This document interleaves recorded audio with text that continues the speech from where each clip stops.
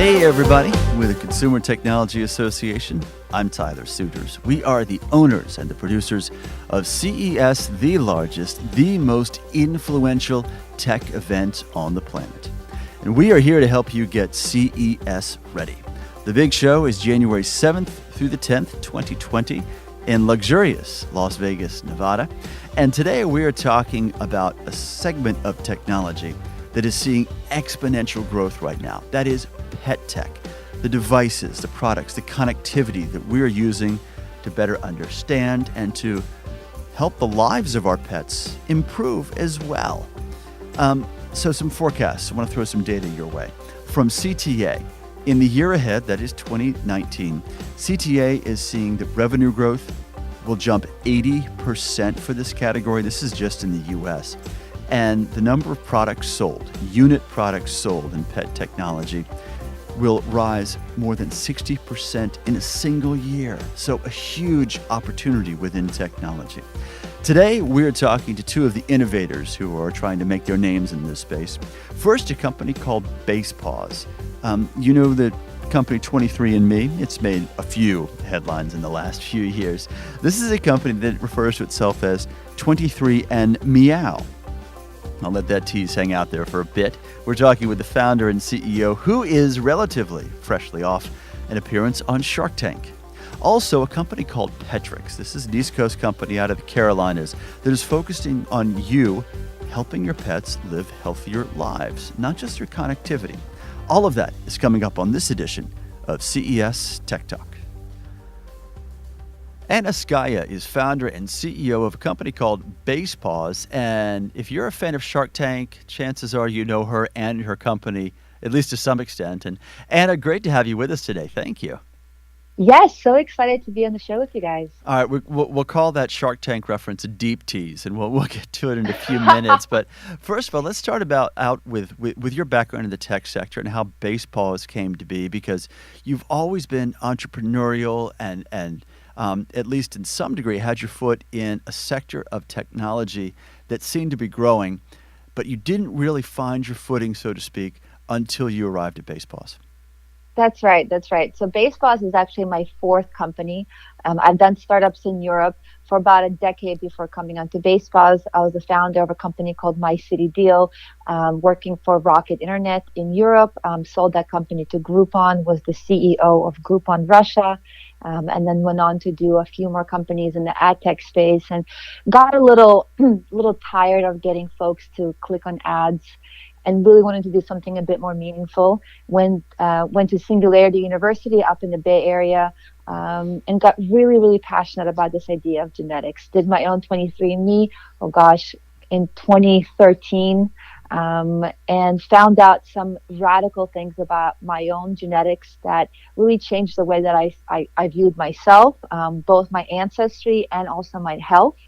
And got really excited about what genetics can do for myself, and started looking around, poking around. You know, I'm an entrepreneur at heart, so whenever I get excited about a technology, the first thing I want to do is get really deep.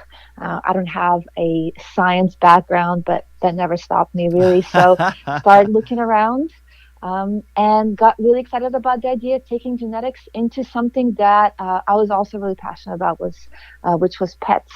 And you know, it was really just a snowball effect of being excited about a new technology and really, really loving my own cat.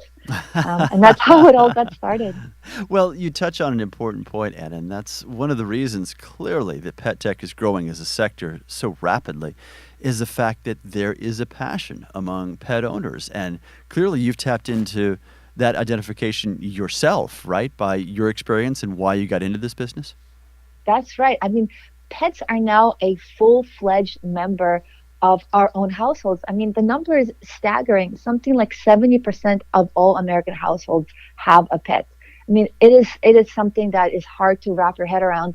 And because of that, we feel really, really connected with our pets, and all the new technology that is coming out, like sequencing, like the stuff that used to be so expensive, is now available not just for ourselves, but for our pets too. So me, like any pet parent out there, of course, I want to bring all this technology and understand my babies the same way that we want to understand ourselves. Exactly. So one of the catchphrases I've seen that you use describing your company is a reference to 23 and Meow. I probably I don't do. deliver it as well as you do. But do you feel like you're following something of a model that's already established out there? And to that extent, are we seeing more of that in your view of the pet sector replicating success for some of the technologies, whether it's wearables or the elements of connectivity that we do and enjoy for ourselves that we're now extending to these furry members of our family? I think absolutely. So to your point, yes, we sometimes do call ourselves, at least the cat part of our business. We are expanding to other pets, but Hmm. we call ourselves 23 and Meow, and we do own that URL. Um, and yes, we followed that model. We really value what 23andMe has done for the genetic space. I mean, they are the pioneers. They have done an amazing amount of work, um, making this a household idea. You know, you want to talk around the dinner table, you talk about 23andMe, you talk about the work that they have done. But yes, we really think that technology is transforming, person to person interaction. It's innovating. And of course, we think technology is transforming person to pet interaction and that relationship. And we really believe that we are seeing the way that companies are working in the human space, and we want to take that work and we want to bring into the pet space, and that works across lots of different sectors. I mean, it definitely works across genetics. We look at what 23andMe is doing, and for example, they've taken their data and they've put it into their work with therapeutics. Well, there's no reason why we shouldn't be using the data that we're taking from our work in felines and putting that right back into feline research and pet drugs, which is exactly what we're doing as well. Hmm. So we're learning from them. Absolutely. All right, let's talk about your Shark Tank experience. Of course. Not Let's. only did you come away successful, I thought you walked onto stage with an awfully brilliant prop. It was certainly an icebreaker with all the sharks, right? Please walk us through that. Sure. So, for those of you who have not seen the show, this is going to be, well, I'm going to tell you how it ends. I did walk on stage with a cat. The cat did not behave.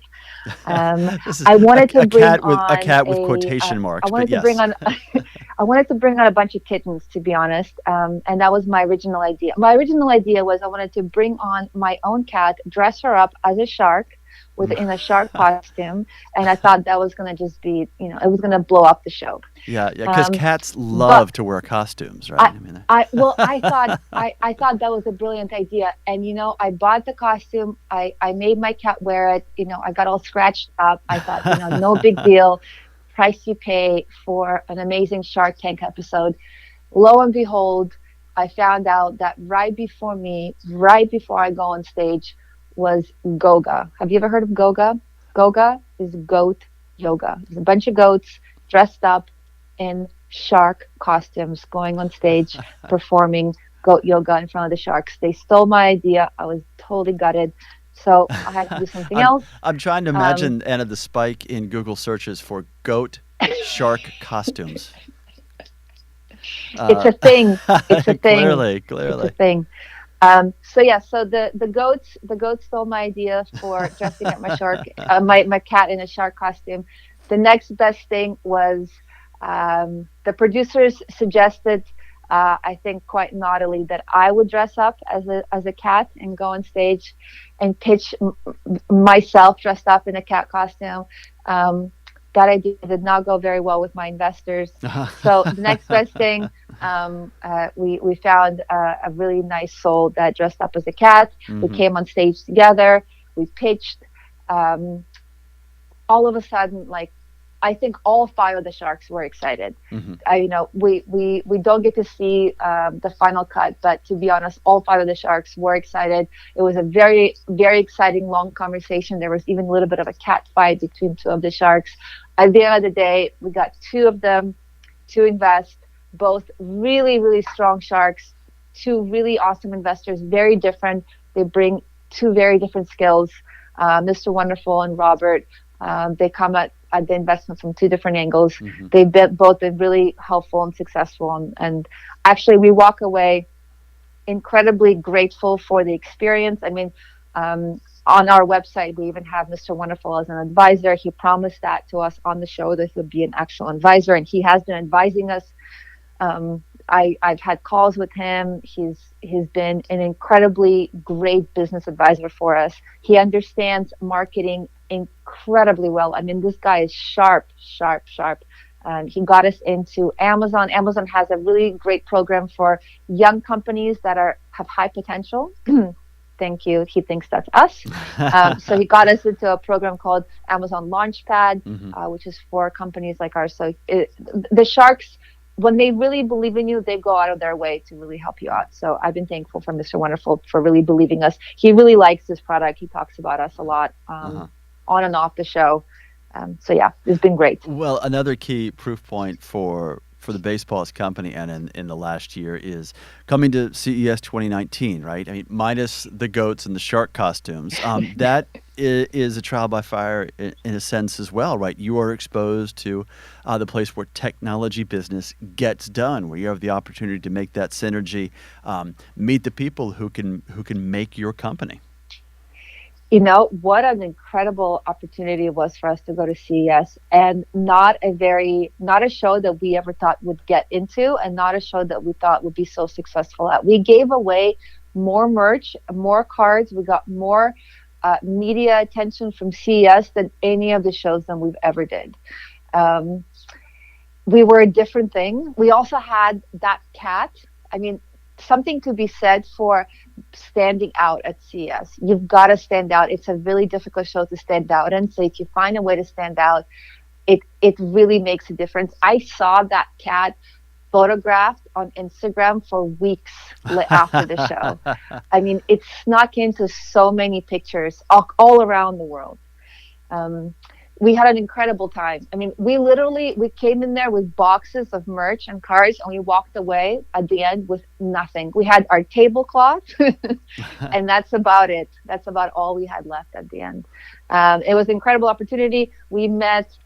We got onto TV, radio shows in Australia, in Peru. We got into media hits all around the world. We ended up having sales in Japan. I mean, just completely new markets that we would have never hit if it wasn't for CES.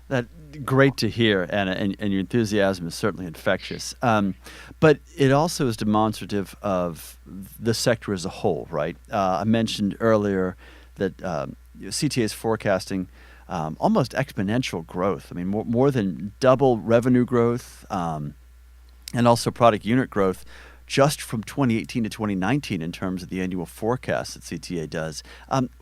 Where do you see this going? I mean, are we still on the annual hockey stick curve where it's continuing onward and upward, or do you see a flattening at some point? Just what's your 5-year perspective for this tech sector? I mean, I'm going to talk about pet tech in general. I mean, pet parents want nothing more than for their pets to enjoy a long and happy life, and for that life to be together. And when I was on the CS floor this year, I mean, the amount of products I saw that spoke to that. I mean, litter boxes that, I mean, they did everything but, I think, sing songs to their pets. I mean, self-cleaning, better smelling, self-scooping, an incredible amount of products that will just keep getting and better. RFID tags, microchips, so much, and then a lot of luxury stuff that I've just started to see now, that this high-tech pet stuff that we are, I think, going to see more and more over the next few years, where money is not an issue anymore, where you have this level of pet parents where, I mean, you see that a lot in Los Angeles, but I think you're going to start seeing that across the world, where you have pets that nothing is going to stop a pet parent from buying that. We have a lot of pets that have anxiety, and there's a lot of companies that are working a lot to alleviate anxiety. That can be from things like CBD, it can be from things that are robotic. I saw an enormous amount of robotics around pet play that I just loved. There are some amazing pet spa experiences that I saw at CES. I mean, I think we're just scratching the surface with some luxury things that I know this year is going to be some really strong players in that space. Yeah, I'm unabashed to say that I love my Yes. dog irrationally, Anna. There's Irrationally, but I mean, I don't have kids yet, and so my pets are my kids, and so I can really relate to, like, when you say irrationally, to me, that, like, yes and no, because I don't see it as irrational. I want my pets to have the best. And when I come across a product that, for example, my cat has anxiety, and if I can come across a product that can take that anxiety away from my cat, I don't have a problem spending money on it. I really want my cat to be calm. And if I can find a way like my partner's dog has is home alone sometimes, and I know there's products out there that are really exciting for dogs that are home alone. So, for example, there's like video game type of products. I mean, that's incredible, a video game for a dog, but if it solves a problem, it solves a problem, and it really doesn't matter if it's your child. It doesn't matter how much it costs. So luxury, so that's the kind of stuff that's out there right now that I'm really, really excited about. And I know that at CES it's going to be a thing, and that's the stuff that I want to go see. I mean, I'm going to be walking the floors this year looking for that kind of stuff, because I know that there's a need for it, and I know there's a market for it. Anna Skaya is founder and CEO of Basepaws, and obviously a passionate advocate for irrationally loving your favorite pet, and a great conversation. We got to keep this going. Please promise me you're going to join us again sometime. Absolutely. Thank you so much for having me on the show. Joining us now from Wilmington, North Carolina, a growing tech metropolis, is Edward Hall. He is CEO and president of Petrics. Ed, great to have you with us today. Thank you for having me. How's the surf? How's the surf out on Wrightsville?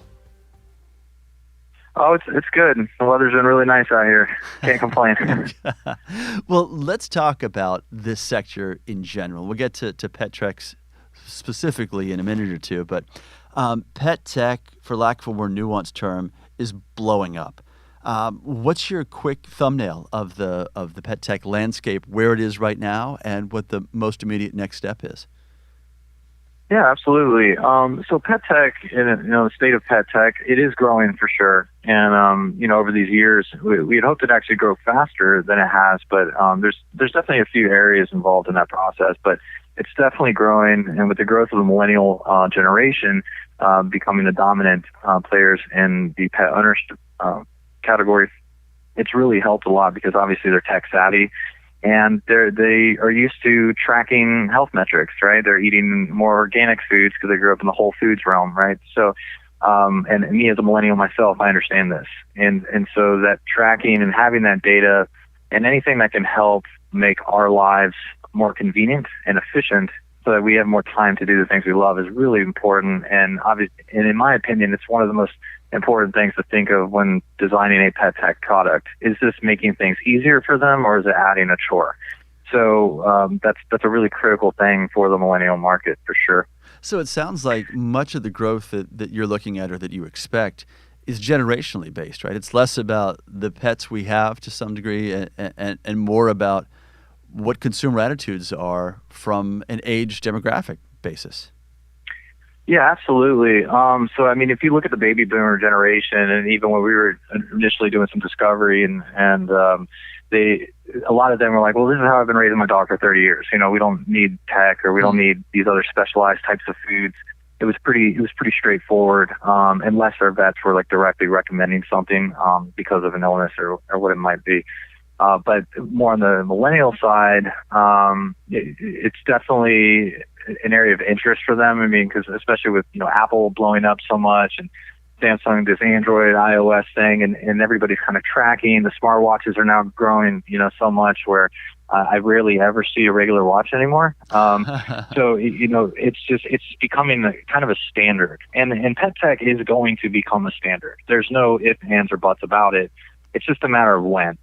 And I think once the market can really start to understand, especially when you're looking at the retailers, right now it's still pretty siloed. It's fragmented. You got pet feeders on one side, you got activity trackers on another, you got safety products over here, you got things like Playdate where they increase activity. But they're not really kind of brought together. And it's been one of the issues, and I talked about it with some of my friends in the pet tech space, and the retailers are trying to figure it out too, because this is a big shift. And when you're talking about a traditional industry where their marketing and their promotions were around products that were typically cheaply made, right? And a lot of them were out of China. They come in, you got these little bowls and all this stuff, but now you're starting to add in tech. You're starting to add in, data tracking. Well, that's not something that they've ever been used to marketing. And it's not something of those price points also aren't something that they're used to. And so that really changes the strategy for these big guys. And it's going to happen. It's just a matter of how and when. So I think once they start to kind of figure out that strategy, how to market to the millennials and really get them in there, it's going to be important. And that also applies to the e-commerce side. I've noticed the same thing there. Categorization of products is really critical. And if you're in a store, I'll give you an example. If you go into like a store and they do have pet tech products, a lot of times they're scattered. They might have like a feeder near the bowls and stuff, but they also might have a tracker somewhere else. And it's there's no location for them to go find that. And that can make it kind of difficult to even be aware of it, right? Because awareness is key in selling.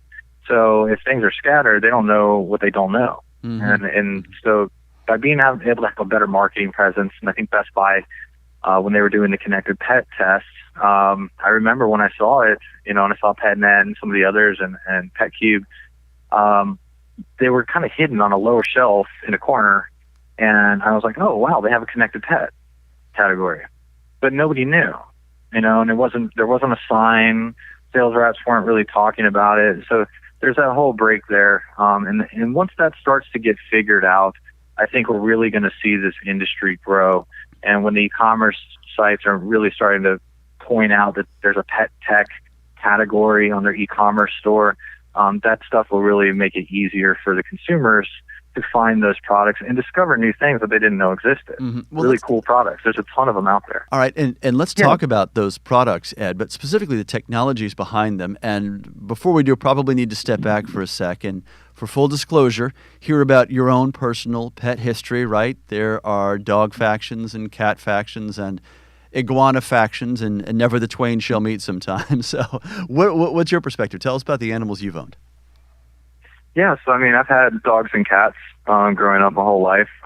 Currently, I have a cat. Mm-hmm. I'm just so busy right now. I would feel guilty to have a dog at the moment and be gone all the time.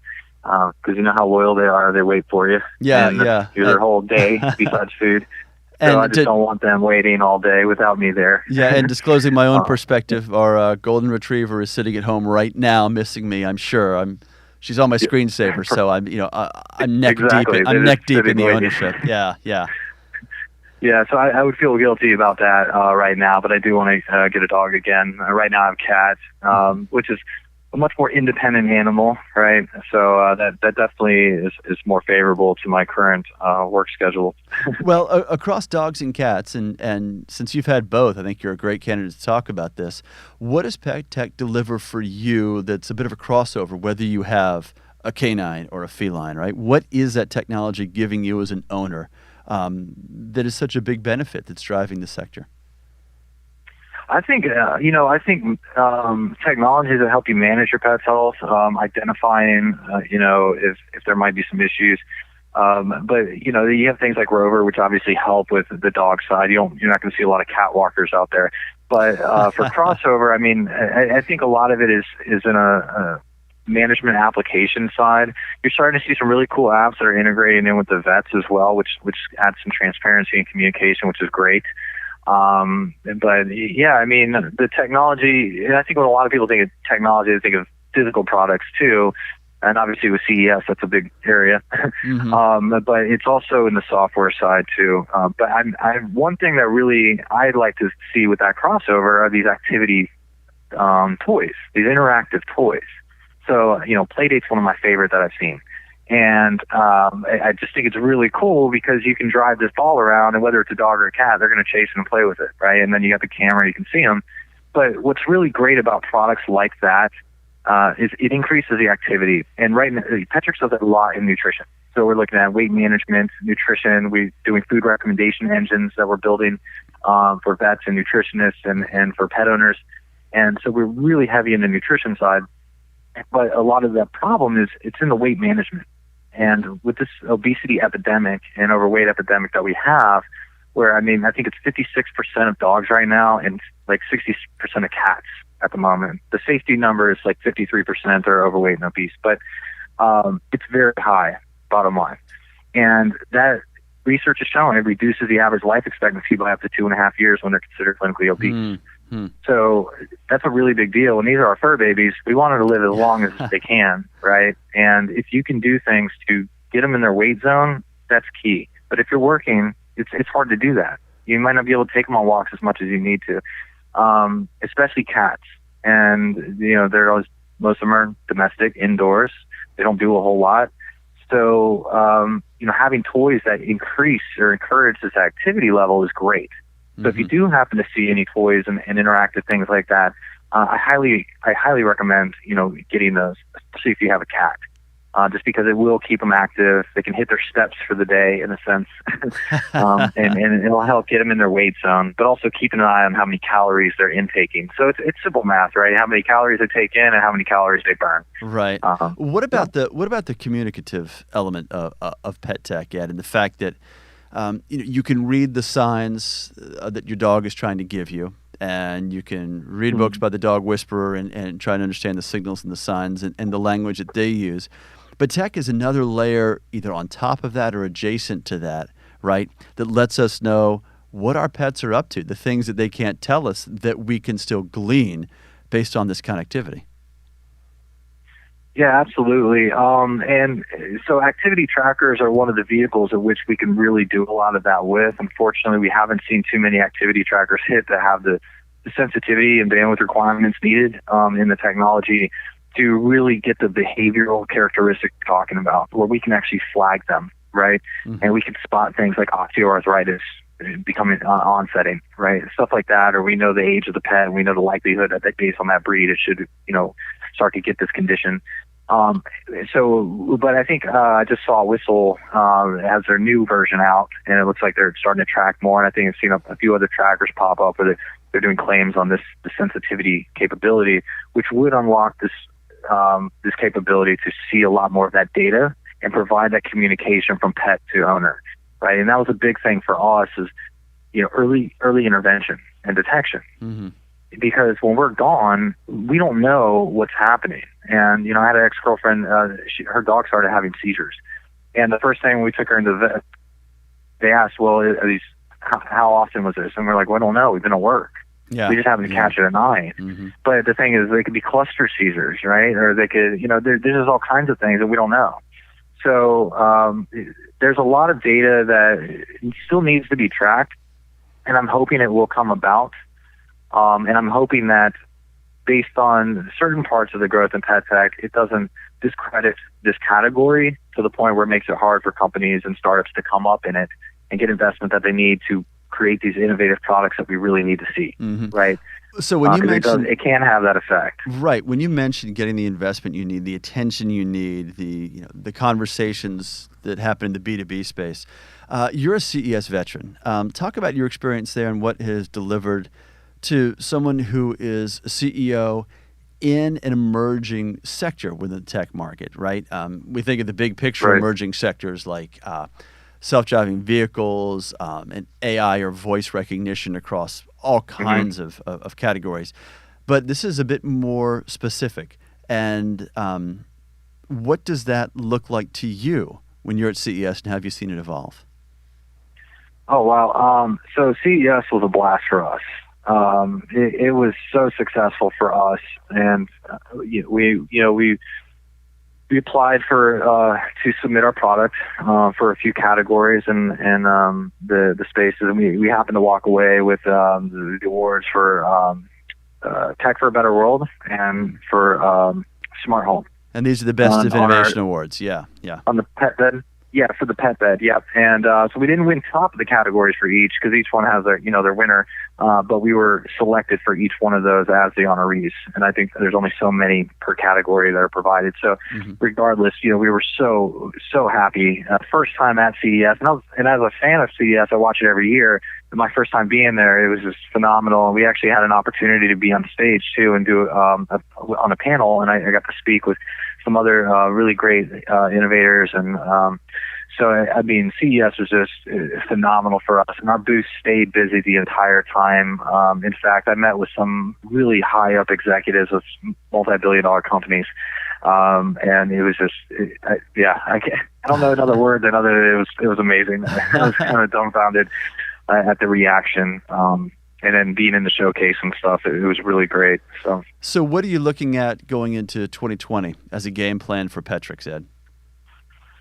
So we got a lot on our pipeline right now, and some really exciting stuff. We have our mobile app to help manage the pet's health on iOS and Android right now that people can download for free. And we really just wanted to give people a really good tool for that. But there's going to be some updates and features that we're going to be adding to help with a lot more. And it's really going to be exciting. And we also have, I can't really talk too much about it yet, but it's in the nutrition space, which is an area that really needs some attention. But it's going to change a lot of how the industry it does nutrition and looks at foods, and adds transparency and accountability in the industry. So it's everything that it's needed. I can't really talk too much about it, but just be on the lookout. It's really exciting, and we should be launching that soon. It'll really be around a lot of the vets and nutritionists and pet care professionals to help with the pet owners. So there's that, and then obviously, working on this hardware for the pet bed and the activity tracker side. And we are looking at possibly integrating with some other really innovative companies, so that we can actually help provide their technology to the consumers too, because we are big fans and supporters of it. And really, if they win, we all win in pet tech. And so, the competing thing is not really conducive for everyone when we need to grow this industry together. So that's kind of what's going on, and really excited about it, and hopefully, get these products out there as soon as possible. Hey, we really value a good marketing tease over here. So that's it's great to hear the good things are on the way for Petrics. Edward Hall is CEO and President. Ed, great to talk to you, and go home and give that cat some attention. I will. Thank you so much for having me. It's a pleasure.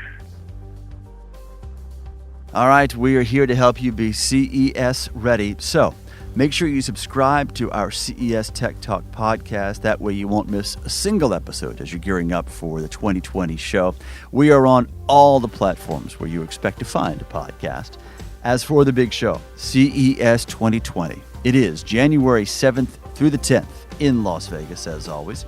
The information you need is at ces.tech.